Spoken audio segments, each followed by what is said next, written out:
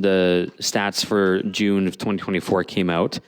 Just wanted to kind of see how you are kind of looking at this report where, even though some homes were still sold in Waterloo region, it looks like the market saw a little bit of a cooling trend. So if you can just kind of go into detail about, what you saw during that month. Yeah, June definitely cooled off a little bit. The spring market definitely finished at the end of May. Once we got to June, homes did sit on the market a little bit longer. More inventory hit the market. It was great for buyers because now they had lots of options to pick from and choice. But it's just, when lots of inventory hits the market and it just outpaces buyer demand, then homes just do tend to sit on the market a little bit longer. That's what we found in June. What would you say was kind of the average amount of time that a home would sit on the market for during the month of June? Was it, longer than usual? Well, yes, it was longer than usual by a few days. On average, the homes in June take about 15 days to sell. That's what it was last year, and that was right in line with the 5-year average. This past June, it took a few more days. It took about 18 days, so not dramatically longer, but I guess overall it was longer on the market, yeah. When you look at, the type of breakdowns of the average sales price for each property type during that month, is it kind of on par with what you've seen in previous years, or is it kind of stable, or how are you kind of looking at each property type that has been on the market? That's a great question. The semi-detached homes, the townhouses, the condominium apartments, those things for the most part stayed about the same. The townhouses really didn't see any movement up or down. The semis did come down a little bit, but the biggest area that we saw the price fluctuation was in the detached homes. So detached homes in June of 2023 were down about 10% from June of 2024. They were down about 10% from June of 2023. So last year we were just under $1 million on average for a detached home. This year we were closer to the $900,000 mark. So that is without question the biggest segment of the market that saw the biggest drop in pricing. When you see kind of year over year drops in pricing like that on single family homes and things like that, what does that tell you about, the current market that we have? I think what I'm finding is the market is, after we had that big pandemic COVID rush, it was always going to take a little bit of time for the market to settle back down to where it was going to go. Now, keep in mind when, we had that massive rush during the pandemic, the prices don't instantly, teleport from where they were to where they are.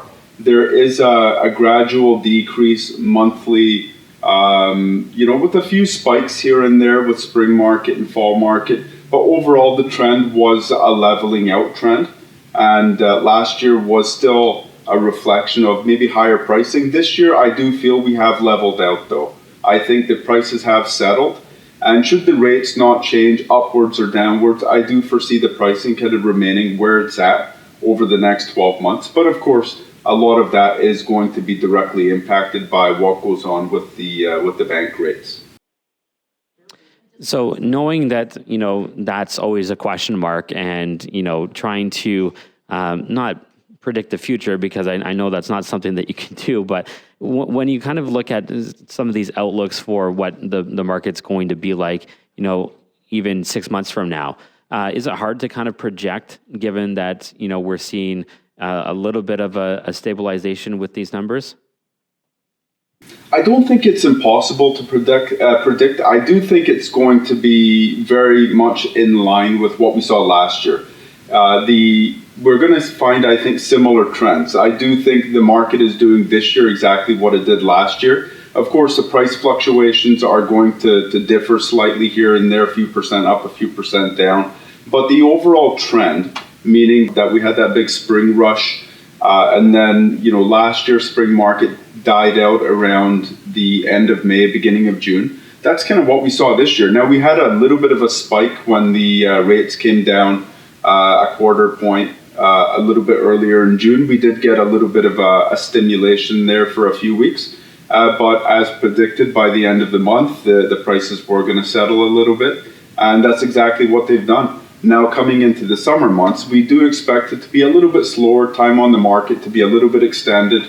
A lot of people do tend to vacation during the summer months. They're going back home to where, their homeland for a few weeks because the kids are off school. They've got some time for the holidays. And of course, when buyers are overseas, they're not here looking at houses, which means that the homes on the market do tend to sit on the market a tad bit longer.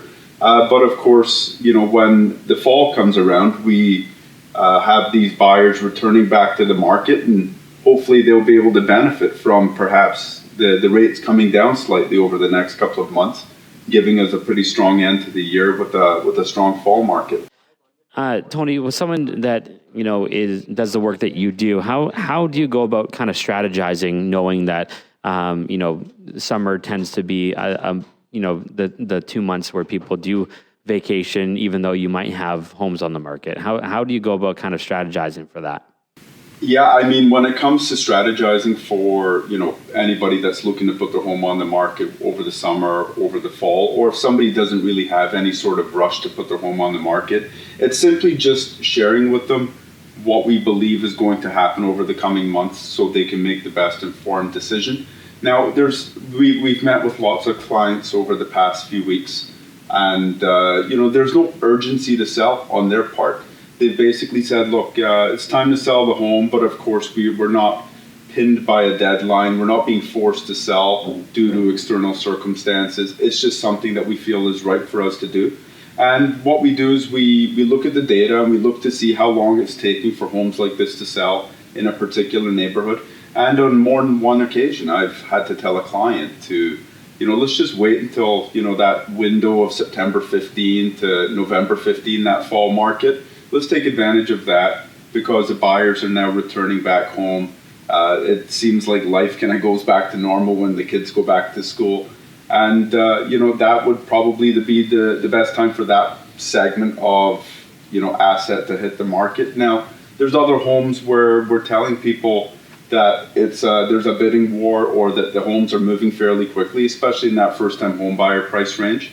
There's really not a bad time at any given point of the year to sell a home like that. It's when we cross the $1 million number, then we start to have to be very kind of strategic about what we're hitting the market with and when we're hitting the market. And of course, the strategy involved. Are we doing a bidding war? Are we not doing a bidding war? And just setting people's expectations accordingly.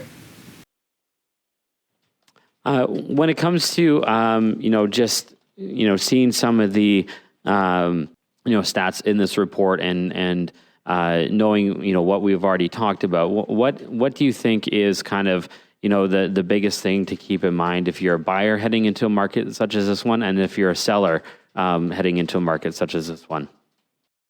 Definitely for the buyer, the biggest thing that you can keep in mind is that you are in a position right now where you have inventory, you have choices, you have homes that are sitting on the market a little bit longer, so you do have the ability to look at it more than one time before making your offer.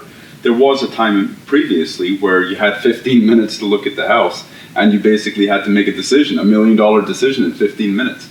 And of course, that was extremely unstable and scary, and we're thankfully past that type of a market right now. So a buyer can put their home inspection condition in there, and of course their financing condition. If that buyer is upgrading and they're selling another house, in many cases, sellers are open to looking at an offer subject to the sale of another home too. We're seeing lots of those types of things in the market. Now that's on the buyer side. If you're a seller, the biggest thing you want to take into account is your home going to be one more home hitting the market amongst a very crowded sandbox? And if that is the case, you may want to look at the timing of your home, or at that point, what really it comes down to is just pricing it very, very aggressively. Does your home show well, and is it priced accordingly? And if it doesn't show well, have you price it accordingly based on that too. Because you can't be looking for spring pricing in the summertime. So I would tell sellers, really be very vigilant with how your home shows, and of course, pricing it absolutely correctly. Tony, thanks so much for giving us some insight into this report and for talking to us about it. I appreciate you doing that. My pleasure. Thank you for having me, James.